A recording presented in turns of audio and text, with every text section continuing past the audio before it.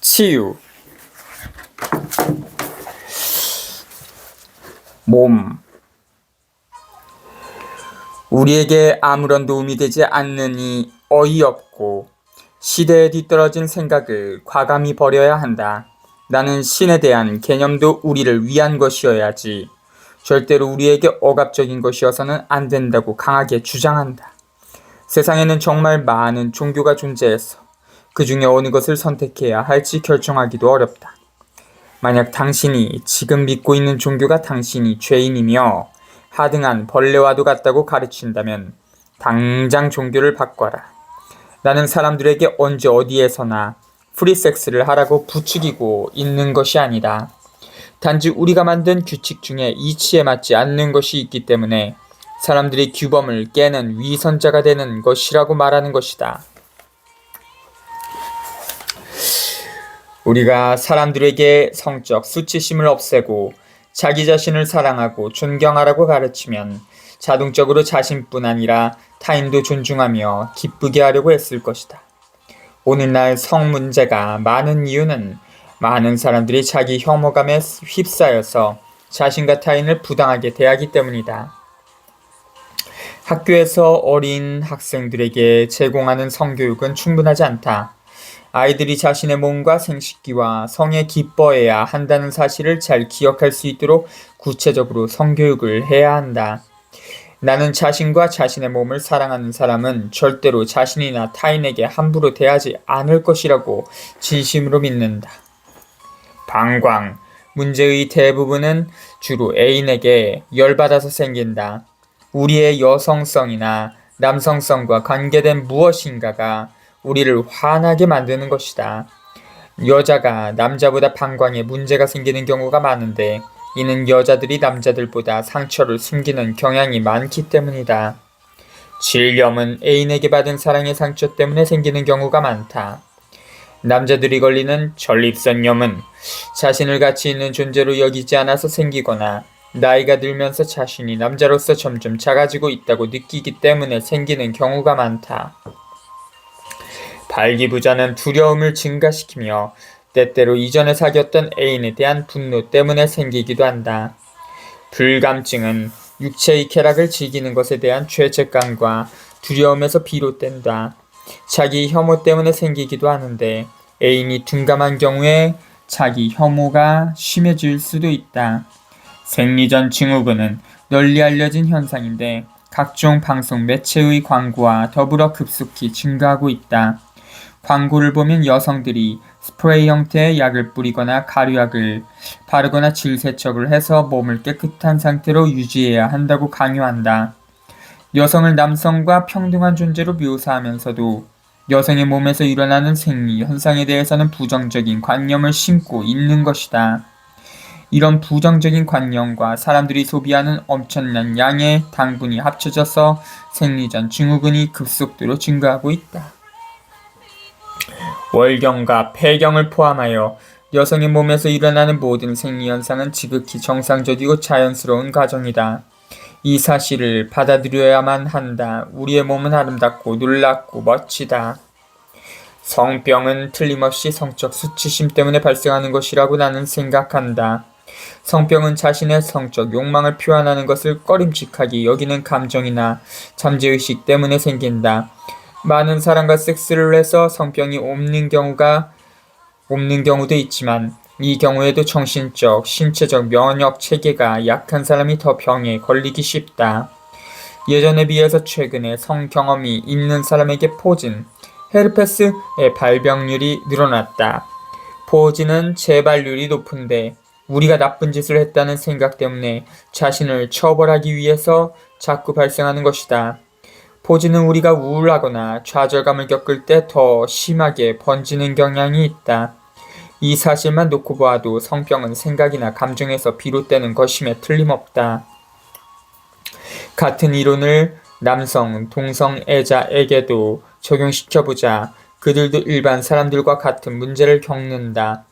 그러나 거기에 더해서 사람들이 자신들을 향해 손가락질하며 비정상이야! 라고 비난하는 것도 감수해야 한다. 심지어 그들의 부모조차 너는 어딘가가 잘못된 거야 라고 말한다.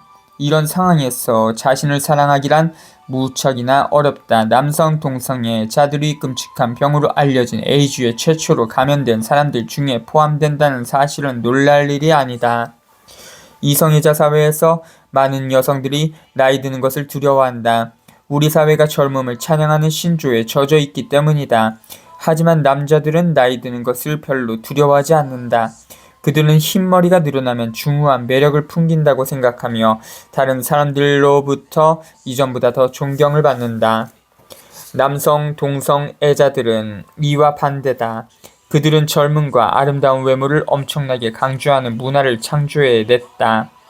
누구에게나 젊은 시절은 있지만 모든 사람이 아름다운 외모를 타고나는 것은 아니다.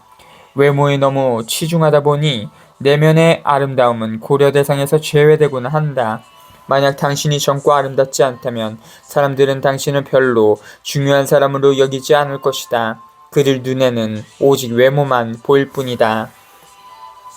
이런 사고방식은 정말이지 문화에 대한 크나큰 불명예이다. 마치 남성 동성애자들은 사람 취급을 받을 가치가 없으라고 말하는 것과 같다. 남성 동성애자 사이에서 서로를 대하는 방식을 보아왔기 때문에 많은 남성 동성애자들이 나이 먹는 것을 끔찍이 싫어한다.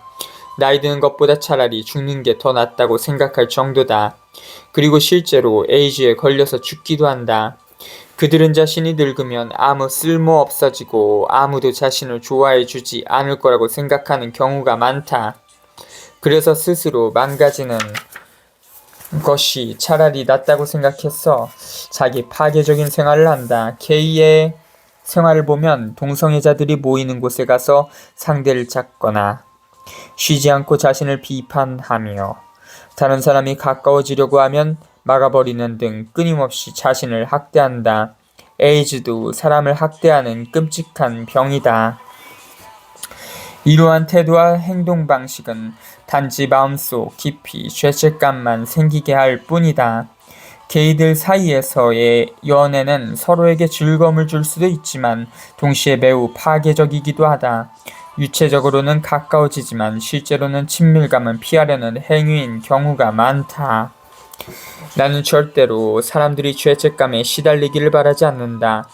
다만 우리의 삶의 사랑과 기쁨과 존경으로 넘치게 하기 위해서 우리 모두가 고쳐야 할 점이 있다는 사실을 짚고 있을 뿐이다.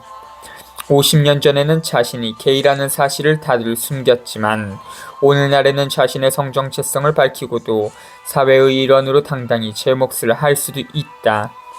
그러나 남성 동성애자들끼리 서로를 대하는 방식을 보면 참으로 가슴이 아프다. 아직도 그들은 예전에 이성애자들이 동성애자들에게 했던 것과 같은 방식으로 서로를 대하고 있기 때문이다. 남자들은 예전부터 여자들보다 많은 수의 섹스 파트너를 거느렸다. 남자들끼리 모이면 꼭 여자를 불러서 섹스할 기회를 더 많이 만들어내곤 했다. 그건 괜찮다. 우리가 엉뚱한 이유로 성적 에너지를 분출하지만 않으면 여러 명과 섹스하는 것이 나쁠 이유는 없다. 섹스가 즐거워서가 아니라 존중받고 싶다는 내면의 욕구를 만족시키기 위해서 여러 명의 섹스 파트너를 거느리는 남자들도 있다. 나는 섹스 파트너가 여러 명 있거나 가끔씩 술과 체험제의 도움을 빌리는 것은 나쁘지 않다고 생각한다. 그러나 매일 밤 약물에 취해서 머리가 멍한 상태로 있거나 하루에 여러 명의 섹스 파트너와 관계를 가져야만 자신이 존중받는 느낌이 든다면 분명히 자신을 해치고 있는 것이다. 정신적으로 변화가 필요하다. 이제 자신을 비난하는 대신 흩어진 자신의 모습을 바로잡기 위해서 치유를 시작할 때다. 과거의 제약에서 벗어나야 한다. 우리 모두는 신적인 존재이고 멋진 인생의 주인공이다. 이제부터 이렇게 주장하고 다니자. 직장은 우리에게 더 이상 필요 없는 것을 내보내는 능력을 나타낸다. 인생의 완벽한 흐름 속에 있는 몸은 받아들이고 흡수하고 제거하면서 균형을 유지할 필요가 있다. 우리가 때로 쓸모없는 것을 내보내지 않으려 하는 이유는 두렵기 때문이다. 변비에 걸린 사람들은 검소한 게 아니라 자신이 충분히 갖지 못할 거라고 생각한다. 그들은 자신을 힘들게 했던 사람들과의 관계를 붙잡고 있다. 나중에 필요하게 될까봐 수년간 옷장 속에 처박아뒀던 옷을 버리지 못한다. 항상 어려울 때를 대비하는데 신경이 쏠려서 직장 생활도 위태롭고 사는 게 즐겁지도 않다. 어젯밤에 먹고 남은 음식 쓰레기로 오늘 먹을 식사를 준비하진 않는다. 인생을 살아가면서 필요한 것을 항상 얻게 된다는 사실을 믿어라. 다리는 우리가 인생의 횡보를 내딛게 해준다. 다리에 문제가 생기면 특정 위치에서 앞으로 나가기가 겁이 난다는 뜻이다. 우리는 다리를 이용해서 달리고 다리를 질질 끌기도 하고 살금살금 걷기도 하고 안짱다리로 걷기도 한다. 어린 시절에 대한 분노로 허벅지가 굵고 널쩍해지기도 한다. 하기 싫은 일을 억지로 할 때에도 다리에 사소한 문제가 생길 수 있다. 하지정맥류는 직장이나 우리가 있는 곳이 마음에 들지 않을 때 생긴다. 혈관이 기쁨을 전파하는 능력을 잃어버린 것이다. 당신은 마음에 드는 곳을 향해서 나아가고 있는가? 무릎은 목과 마찬가지로 유연성과 관계가 있다. 다만 목과 다리, 무릎은 남에게 굽실거리거나 자부심을 느낄 때, 자신만만하거나 고집스러울 때의 감정을 나타낸다. 종종 앞으로 움직일 때 몸을 구부리는 것이 두려워서 몸이 뻣뻣해지기도 한다. 이러면 관절이 굳는다. 우리는 앞으로 나아가고 싶어 하면서도 우리의 습관을 바꾸지 않으려 한다. 그래서 무릎이 낫기까지 시간이 오래 걸리는 것이다. 우리의 자존심이 달린 문제이기 때문이다. 우리의 자존심이 달린 문제이기 때문에 무릎이 나으려면 시간이 많이 걸리는 것이다. 혹시 무릎에 문제가 생기면 자신이 어디에 고집을 부리고 있는지, 굽히기 싫은 쪽이 어딘지를 물어보라. 고집을 버려라. 인생은 계속 변화한다. 따라서 인생을 편안하게 누리려면 유연성을 갖고 변화에 발을 맞춰야 한다. 버드나무는 바람이 불면 나뭇가지를 굽히고 바람의 흐름에 몸을 내맡긴다. 항상 우아한 모습으로 인생의 변화에 적응하는 것이다. 우리의 발은 이해력, 우리 자신과 과거, 현재, 미래를 포함한 인생에 대한 이해력과 관련이 있다. 노인들 중에 걷기 힘들어하는 사람이 많다. 그들은 리해력에 문제가 생겨서 종종 갈 데가 없다고 느낀다. 어린아이들은 행복해하며 춤추듯이 걷는다. 나이 든 사람들은 마치 걷기 싫다는 듯이 발을 질질 끌면서 걷는다. 피부는 우리의 개성을 드러낸다. 피부병은 우리의 개성이 어떤 방법으로든 침해당했다고 느낄 때 생긴다. 다른 사람이 우리에게 영향력을 행사한다고 느끼기 때문이다. 사람의 피부는 얇아서 무엇이든지 쉽게 피부 속으로 침투할 수 있다. 우리는 피부가 살아있다고 느끼며 피부 아래에는 바로 신경이 지나간다. 피부병을 고치는 가장 빠른 방법은 마음속으로 나는 자신을 있는 모습 그대로 받아들인다라고 하루에 수백 번씩 말하는 것이다. 자신의 힘을 되찾아라. 급작스러운 사고는 사실 갑작스레 생기는 것이 아니다. 인생의 모든 요소와 마찬가지로 바로 우리가 사고를 만들어낸다. 사고가 났으면 좋겠어 라고 말하고 다니지는 않지만 우리 머릿속에 있는 사고방식이 우리에게 사고가 일어나도록 끌어당긴다. 어떤 사람들은 사고를 자주 당하는 것처럼 보이기도 하고 어떤 사람은 평생에 걸쳐서 사소한 사고 하나도 생기지 않는 것처럼 보인다. 사고는 분노의 표현이다. 자신의 욕구를 마음껏 표현할 수 있는 자유를 누리지 못해서 생기는 좌절감의 표현이다. 또한 권위에 대한 반항을 나타내기도 한다. 너무 화가 나서 다른 사람을 치고 싶어질 때 대신 자신이 사고를 당하는 결과를 만들어내는 것이다. 자신에게 화가 날 때, 죄책감을 느낄 때, 자신을 벌하고 싶을 때 바로 사고가 모든 것을 처리해준다. 우리의 잘못 때문에 사고가 발생하는 것이 아니라 단지일 텐데 다지라고 오타가 있는 것 같습니다. 우리를 변덕스러운 운명의 무기력한 희생자처럼 보이게 하는 것이다. 사고가 생기면 우리는 동정과 관심을 받으며 다른 사람에게 기대게 된다. 사람들은 우리의 상처 부위를 소독해주고 지켜본다. 우리는 침대에 누워서 느긋하게 쉬기도 한다. 그러나 사고 후에는 고통이 따른다. 몸에서 고통이 느껴지면 인생의 어느 부분에 관해서 우리가 죄책감을 느끼고 있는지를 추측해 볼 수 있다.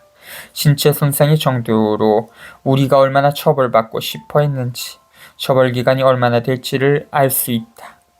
섭식장애는 자기 혐오가 지나친 나머지 자신의 인생을 부정하는 행위다. 음식은 기본적으로 영양을 공급해준다. 왜 당신에게 공급되는 영양을 거부하는가? 왜 죽으려고 하는가? 도대체 무엇 때문에 자신의 인생을 끔찍하다고 여기면서 벗어나려고 하는가? 자기 혐오는 사실 자신이 아니라 자신에 대해 갖고 있는 생각을 싫어하는 것이다. 자고로 생각이란 바뀌기에 마련이다. 자신의 가장 큰 단점이 무엇이라고 생각하는가? 항상 서로를 비판하는 가정에서 자라는가? 학교에서 선생님이 당신에게 비판적이었는가?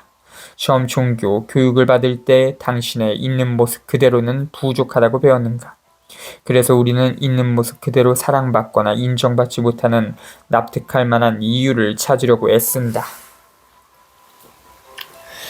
패션계의 마른 몸매에 대한 과도한 집착 때문에 많은 여성들이 나는 예쁘지도 않고 아무짝에도 쓸모가 없어라고 생각하며 자신의 몸에 초점을 두고 자기 혐오에 빠진다.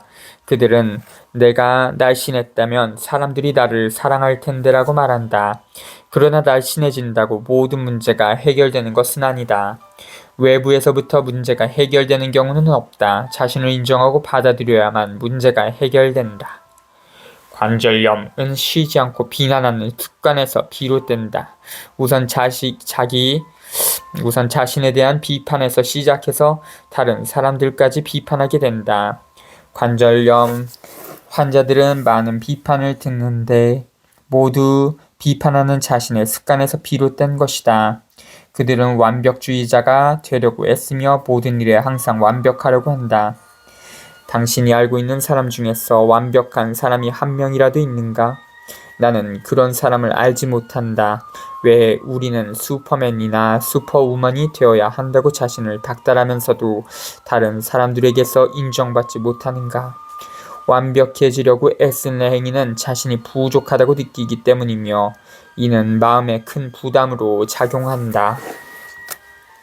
천식을 질시계로 부르기도 한다.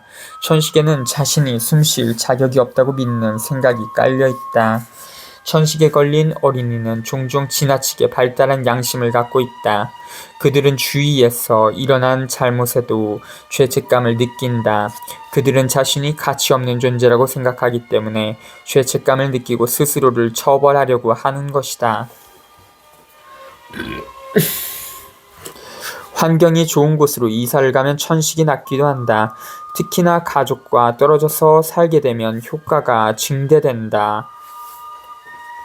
보통 천식에 걸린 아이들은 병을 이기고 성장한다. 그들은 학교에 다니고 결혼하고 언젠가는 부모님을 떠나서 살게 되며 천식은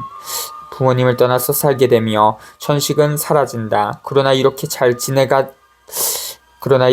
지내다가도 갑자기 어떤 일을 계기로 해서 옛 추억이 되살아나면 다시 천식에 걸리게 된다. 어른이 되어 천식이 재발했다는 것은 현재의 상황이 아닌 과거 어린 시절에 집착하고 있다는 증거다.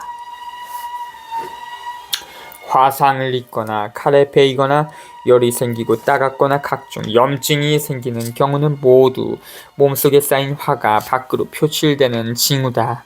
아무리 누리려고 해도 분노는 어떻게든 자신을 표출할 방법을 찾게 마련이다. 쌓인 화는 반드시 풀어야 한다. 우리는 화내는 것을 두려워하지만 사실 무언가를 파괴하지 않고 단순히 나는 이래서 화가 났어 라고 말하기만 하면 화는 사라진다. 하지만 회사의 상관에게 이렇게 말할 순 없는 노릇이다. 대신 침대를 두드리거나 차 안에서 소리를 지르거나 테니스를 칠 수는 있다. 이렇게 하면 아무런 해도 끼치지 않고 분노를 없앨 수 있다. 신앙심이 깊은 사람들은 화를 내려서는 안 된다고 생각하는 경우가 많다. 우리가 더 이상 누구도 비난하지 않는 경지에 이르기 위해서 노력하고 있는 것은 사실이지만 그렇게 되기 전까지는 자신의 감정을 솔직히 인정하는 것이 더 건강에 좋다. 암은 오랫동안 눌러왔던 분노의 감정이 몸 전체를 갉아먹어서 생기는 병이다. 어린 시절에 믿음이 깨지는 일을 겪으면 평생 이 경험을 잊지 못하고 자신을 동정하며 사람들과 오랜 기간 동안 의미 있는 관계를 지속하지 못한다. 그래서 인생이 마치 실망의 연속인 것처럼 보인다. 희망이 없고 무기력하고 상실감이 계속되다 보면 모든 문제를 놓고 남에게 책임을 전가하기 쉽다. 암 환자들은 자신에 대해서도 매우 비판적이다. 내가 보기에는 사랑하는 법과 자신을 받아들이는 법을 배우는 것이 암을 치유하는 데 가장 중요하다. 과체중은 보호하려는 성향을 나타낸다. 우리는 상처와 비난과 학대와 성적 발달, 때로는 인생에 대한 두려움으로부터 보호받고 싶어 한다. 당신은 이 중에서 어느 것으로부터 보호받고 싶은가? 나는 덩치가 큰 편이 아니지만 불안감을 느낄 때 체중이 는다는 사실을 그간의 경험으로 잘 알고 있다. 불안감이 사라지면 몸무게는 다시 예전 상태로 돌아간다. 지방을 없애려고 고군분투하는 것은 시간과 에너지 낭비다. 다이어트는 아무런 효과가 없다. 다이어트를 멈추는 순간 체중이 다시 불어난다. 자신을 사랑하고 받아들이며 자신의 정신력을 알고 인생의 과정을 신뢰하며 안정감을 느끼는 것이 내가 아는 최고의 다이어트법이다. 부정적인 생각을 다이어트로 줄여라. 그러면 몸무게는 저절로 줄어들 것이다. 너무도 많은 부모들이 아기의 입속에 음식을 마구 집어넣는다. 이 아기들은 자라서 문제가 생길 때마다 냉장고 앞에 서서 뭐가 먹고 싶은지 잘 모르겠네 라고 중얼거린다. 어떤 형태로든 통증은 죄책감의 징후라는 것이 나의 생각이다. 죄책감은 처벌을 바라고 처벌은 고통을 만들어낸다. 만성적인 고통은 너무 깊이 묻어 놓아서 눈에 잘 띄지도 않는 만성적인 죄책감에서 비롯된다. 죄책감은 완전히 쓸모없는 감정이다. 사람을 기분 좋게 만들지도 않고 상황을 바꾸지도 못한다. 당신의 처벌 기한은 이제 끝났으니 감옥에서 나가라. 용서는 단지 포기하고 놓아버리면 되는 것이다. 뇌졸중은 피가 뭉쳐서 생긴다. 뇌에 응열이 생기면 뇌로 향하는 피의 흐름이 막힌다. 뇌는 우리 몸의 컴퓨터이고 피는 기쁨과 같다. 혈관과 동맥은 기쁨을 전달하는 통로다. 모든 일은 사랑의 법칙과 작용에 따라서 처리된다. 우주의 지혜는 사랑으로 가득하다. 사랑과 기쁨을 느끼지 않고서 몸이 제대로 기능할 것이라고 기대하는 것은 불가능하다. 부정적인 생각은 뇌를 꽉 막아서 사랑과 기쁨이 자유롭게 흐르지 못하게 한다. 웃음은 자유롭고 지멋대로 굴 수 있을 때 넘쳐난다. 사랑과 기쁨도 이와 마찬가지로 인생은 우리가 그렇게 만들지 않는 이상 절대로 잔인하지 않다. 사람은 조그만 불행도 큰 재앙처럼 느낄 수 있고 엄청난 재앙에서도 기쁨을 발견할 수 있다. 당신이 선택하기에 달린 일이다. 때때로 우리는 최선의 방법이 아닌데도 불구하고 특정한 방향으로 인생을 몰아간다. 때때로 우리는 자신을 완전히 다른 방향으로 몰고 가거나 자신의 인생 방식을 재평가하기 위해서 스스로를 몰아세우다가 뇌졸중에 걸리기도 한다. 몸의 경직은 머릿속이 굳었다는 뜻이다. 두려움 때문에 옛 습관에서 벗어나지 못하고 유연하게 사고하지 못한다. 어떤 일을 하는데 오직 한 가지 방법만 있다고 생각하면 몸과 머리가 뻣뻣해진다. 항상 새로운 방법을 찾아야 한다. 버지니아 세티어가 발견한 설거지 방법이 250가지가 넘는다는 사실을 기억하라. 몸의 어느 부분이 뻣뻣해지는지 살펴본 다음 내가 쓴 정신적인 유형에서 찾아보라. 그러면 당신이 어느 부분에서 정신적으로 뻣뻣하고 완고한지를 알 수 있을 것이다. 수술은 뼈가 부러졌을 때나 갑작스러운 사고를 당했을 때 아니면 스스로 고칠 수 있는 단계를 넘어섰을 때 하면 효과가 있다. 이런 상황에서라면 수술을 한 다음 정신적인 치유 훈련을 하면서 사고가 재발하지 않도록 하는 것이 더 쉽다. 날마다 다른 사람을 돕고 싶어서 헌신적으로 의료업에 뛰어드는 멋진 사람들이 생긴다. 통합적 치유에 관심을 가지는 의사가 늘어나고 있다.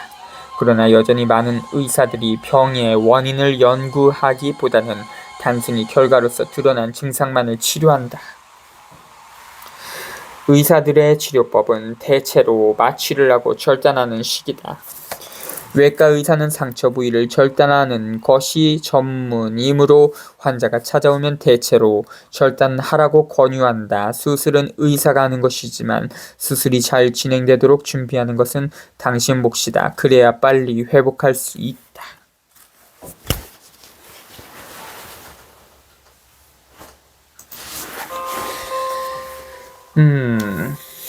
의사와 간호사에게 수술에 잘 대비할 수 있도록 도와달라고 부탁하라.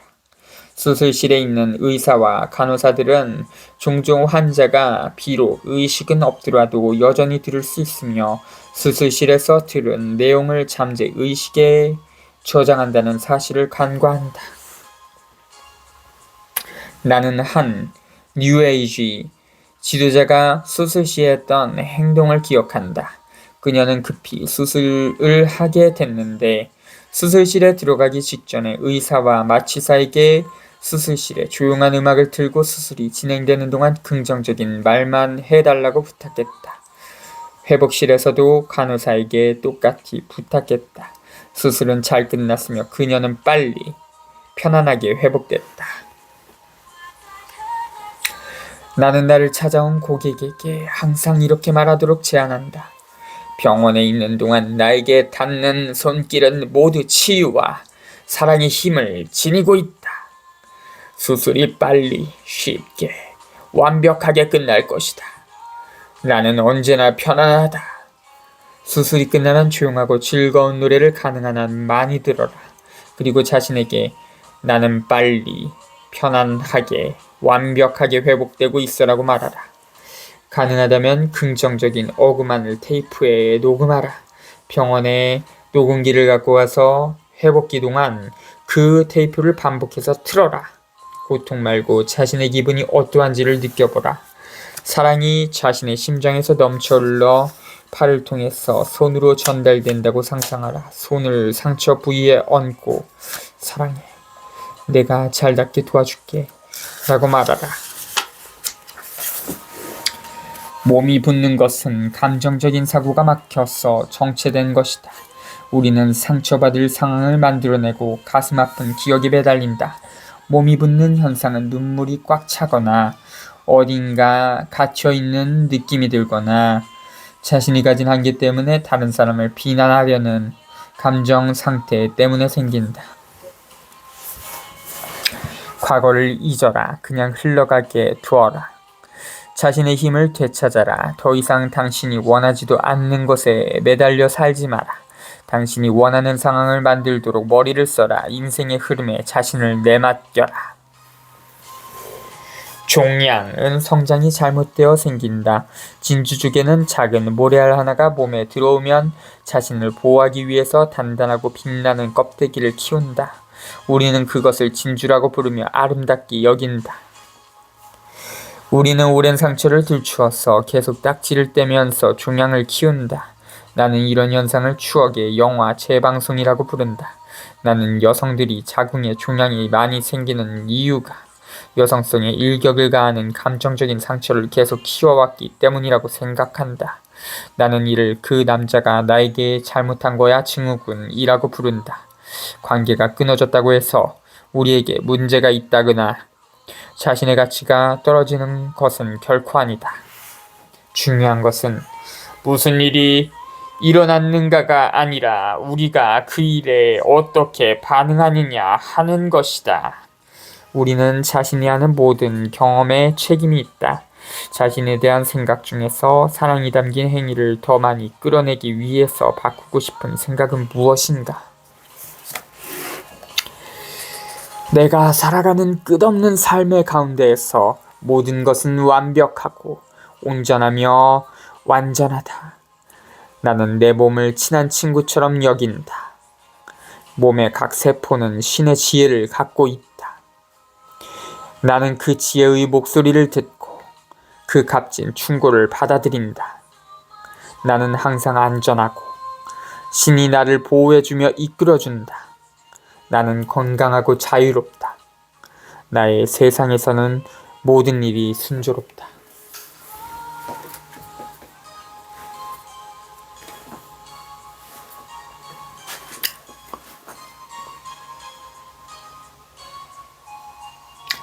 (18)